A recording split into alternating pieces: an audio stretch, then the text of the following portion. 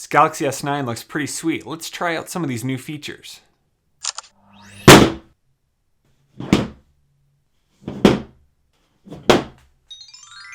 Whoa, what happened there? Oh well. In today's video, I'm going to show you every new feature on the Galaxy S9 and S9 Plus. Let's get started. Hey everybody, welcome to Tech with Brett, where I help tech work for you, and today we're going to look at all the new features that are on the Galaxy S9 and S9 Plus. Now the phone that I am using today is the Galaxy S9, and I'll mention the things that are different with the S9 Plus. So looking at the phone itself, it does not look too much different from the Galaxy S8. Now the screen is the exact same size, so it's still a 5.8 inch screen here, and the Plus has a 6.2 inch screen. But the phone itself is slightly smaller, so the top and the bottom have about 1 millimeter less of a bezel, and the sides as well. But really the big difference is here on the back of the phone. So here you see that the fingerprint placement has moved to right below the camera instead of on the side. So here we have the 12 megapixel camera, the fingerprint scanner, and then we have the flash as well as the heart rate monitor right there. On the side of the phone, we still have the power button over here on the right side. We have the volume over here, and then we have the Bixby button. And on the bottom of the phone, we do have the headphone jack, USB-C charging, and the speaker and microphone right there. So the first thing that I want to talk about today is the camera. So if we double tap the power button right there, it will jump right into the camera. Now the camera settings does look a little bit different. You can see that if you just swipe left and right, that will change between your different camera modes. And if you swipe up and down, that will still go to the front and the back camera. So let's talk about the aperture on the back of the phone. So right now you can see that it is closed, meaning that it is set at the higher aperture. So it is set at the 2.4, which allows for less light into the camera, but it allows for your pictures to be more sharp. So if you're shooting out in daylight, it will automatically go to the 2.4. But now you can manually change that in the Pro settings. I can switch this to the 1.5. So now that the 1.5 is on, you will notice that the aperture is bigger. It's allowing more light to come into the device, just like our pupils, when they dilate, whether it's dark or light, they will adjust. This is able to go between those two settings. And now that's really handy. If you are in a low light situation, you can get some really awesome shots. So over the weekend, I was at a concert and it was pretty low light, but I was able to get some really sweet shots having that great camera. So here is an example of a few of them. This photo was taken on the 1.5 aperture, and then we go over here and this was taken with the 2.4. So there you can quickly see the difference between those two. The next setting in the camera is super slow motion video. So previously on any of the other smartphones, you could do slow mode video up to 240 frames per second. Well, with the super slow-mo on the Galaxy S9, you can actually do up to 960 frames per second. So that's able to take 0.2 seconds and make it into a 6-second video. So to record the super slow-mo video, you just need to select record, and once anything goes into this box, it will then start the slow motion video. Once you are done, it will automatically put in some music, and you can change the music or add your own. Let's test out super slow-mo with a little bit of drone flying. So first, when you go into the super slow-mo settings, make sure that you select the box, and you can move this around exactly where you want it to detect the motion. Hit record, and then once it says waiting for motion, you're ready to start your slow motion. So here as the drone takes off, once motion is detected in the box, it will quickly record the slow motion. Then after it moves out, it will continue to record, and once something enters into the box again, it will then start the slow motion recording again, and it will do that over and over. So now let's go into the video and check out what we got. So here I'm going to open my drone footage, and I'm just going to play this for you, and I have not done any previous editing to this.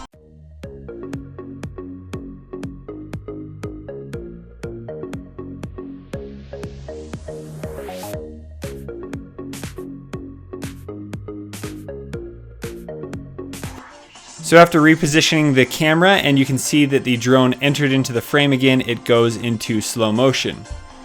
And there it recorded 6 different slow motions during that little video. You can also go in and turn off any of those. If you want some of them to not be in slow motion, you can deselect them right there. Here you can trip the footage as well as go in and change the music. So maybe I don't like what it had. You can go in here and change all of that. You can also add your own music and just have the music be mute. And that is how you use super slow motion. So now let's check out AR emojis. To do this, you just need to swipe over and go to the sticker setting. And then right here, you see the create avatar button. So now all you need to do is position yourself correctly in the frame. Make sure it has good lighting. And then smile with your mouth closed. And it will then go through and create this AR emoji. Once it has done that, you will see the face that you got right here. I can change the skin tone a little bit depending on how tan I'm getting lately. Right here you have the more realistic version, and then you have the cartoonish version right there. So you can select between those. You can drag this around at any time to see what's happening. Right here I can change my hairstyle, so I could choose a different color if I wanted to. They really just don't have quite the right red in here. And if I wanted to change my hairstyle to something else, I can do that right there as well. And then if we go down here, we can add glasses. So if you do have glasses, make sure you take those off before you create your AR emoji. And then you can change your outfit right here to all kinds of styles. I really do like this suit, looks pretty good. But let's go with this one today. So I'm going to select OK, and then it's going to go through and create that AR emoji. Now these will store in your device under the stickers tab, and I've heard you can create about 30 different of these, and here you can see that I have all kinds of emojis created there at the bottom, and right here this is the newest one that I created. So once I turn that on, you can see that it is now showing my AR emoji, and as I talk and move my eyebrows and blink, it will move with me.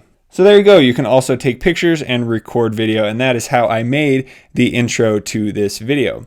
Now with those AR emojis, it has now created different GIFs in your message gallery. So if we go into the messages and we go and create a new message, right here, if you select the play icon right there, you see that it has created all these little GIF animations. So that was automatically done once I created my emoji. I didn't have to do anything else. And now I can send these little pictures to anybody. Now there is a couple more things in the camera I want to talk about. So if we go into the settings of the camera right here, and we go to video size, we now have ultra high definition at 60 frames per second. So this has been something that I've really wanted for a long time. I record all my videos in 60 frames per second, but only at 1080p. So right now I'm gonna play a video, what I recorded in ultra high definition at 60 frames per second, so you can see how crisp and clear that looks.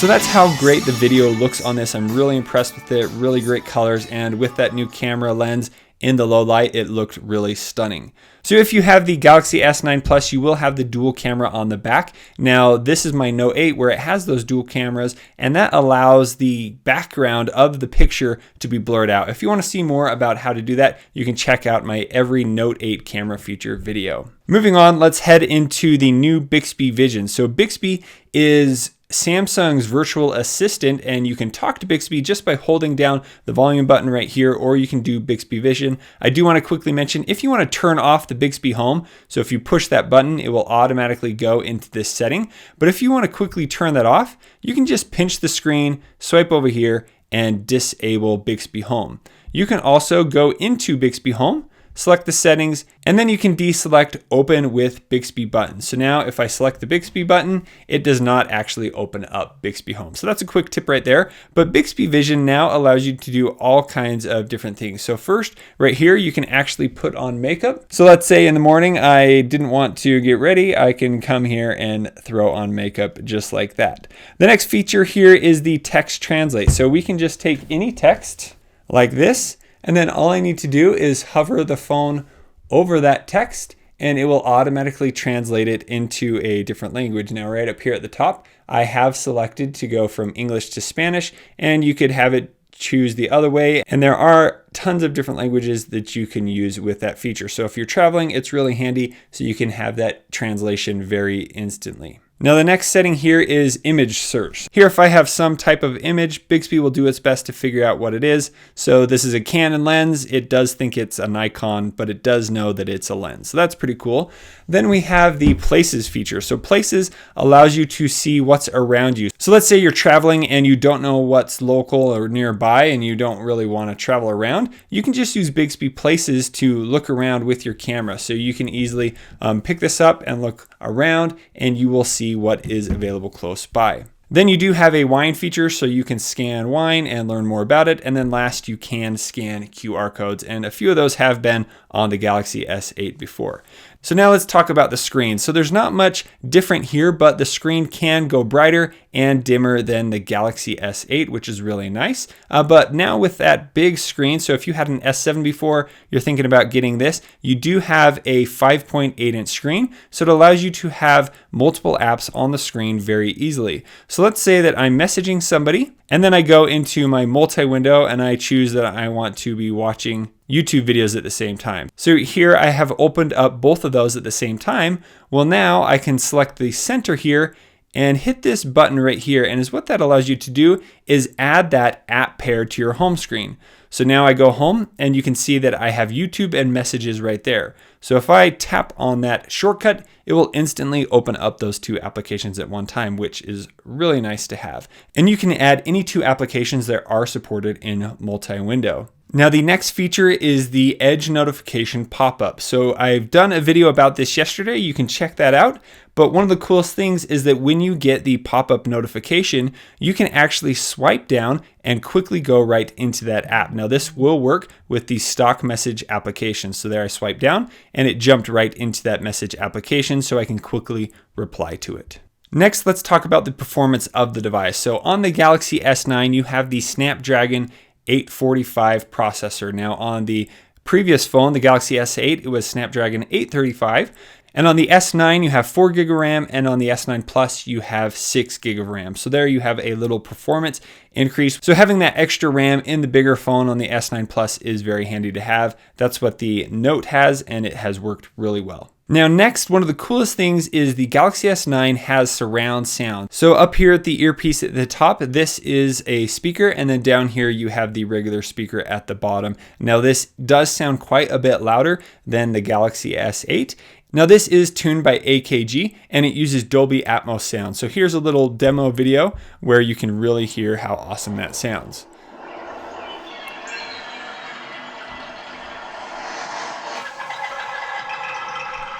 So you can't really hear it on the video, of course, but you can definitely hear sound going from this side to that side of the phone.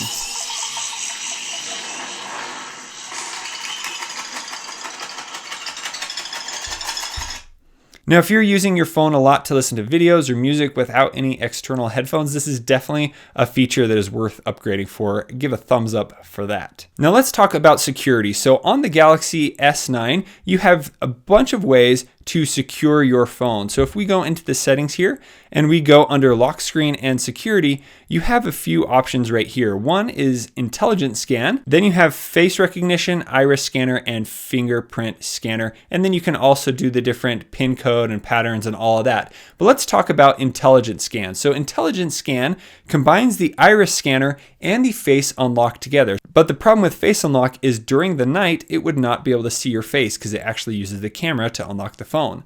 And then you had the iris scanner. So the iris scanner is really great because it's very secure and it uses an infrared light to read your iris and then unlock your phone. But some of the problems with that, sometimes people had issues with sunglasses or just holding their phone up close enough to their face. So now Intelligent Scan combines both the face unlock and the iris scan together so that it will decide when it needs to unlock the phone, whether it be with the face unlock or the iris scanner, so it will work at night or in the day. So that is the adjustments to the security of the Galaxy S9.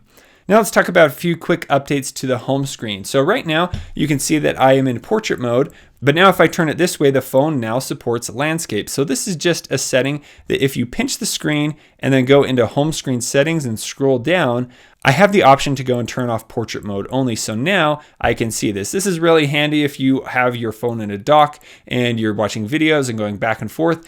you don't have to keep rotating your phone. It will always go to this screen. Next, we have the updates to these folders. So right here, you can tap on the color of a folder and you can actually choose any color that you want. Previously, you would only be able to choose these certain colors, but now I can go in and adjust to any color that I would like. And then I can also make it transparent as well, so you would be able to see through that color. Now, one of the other features that has been added to the home screen is because of the Oreo update, but now when you long press on an application, it will give you other widgets that you can use based on the app. So here in the Play Movies app, you have the option of your movies, your TV shows, and watch lists. So instead of just uninstalling the app or removing the shortcut to the home screen, you can select right here and it will go into that application. Now, there are already a bunch of applications that support this. So right here, if I go into the phone, you can see create contact, go to groups, messaging. It has a quick link to your favorite contact. And then here you have create message. Camera, you have quickly go to auto or take a selfie. YouTube, you have search, subscriptions, trending, and so on. And some of them just don't have that support yet. So next, when you are using a video, so let's say you are here in YouTube, well, there is now a picture-in-picture options. So if you are watching a video on YouTube and you select the home button, it will pop out that app. Now, I do believe that with YouTube, you do need to have a YouTube Red subscription. In the default video player, you do need to select the pop out button right there. And now it has popped out that video on the screen, so you can use it like that. Now, this will also work with a few other applications like Google Duo. When you are in a video chat, it pops that out into a smaller window, and other applications will support that. This will also work in the Google Maps. So when you are navigating somewhere and you select home, you will see Google Maps pop up in this little window. You can easily go full screen, and then it will show you your navigation right there on the screen. So there you have it. That is a quick look at every new feature that is available with the Galaxy S9. So if you have the Galaxy S7 or the Galaxy S8, it is definitely worth something checking out. I'm going to have more videos all about the Galaxy S9 over the coming weeks on this channel. If this is your first time here, I'd love to have you subscribe so that you can be notified of my new and upcoming videos. And if you have any further questions, please leave a comment below because I'm going to help you learn all about your smartphone to your smart home. Thank you so much for watching. We'll see you on the next one.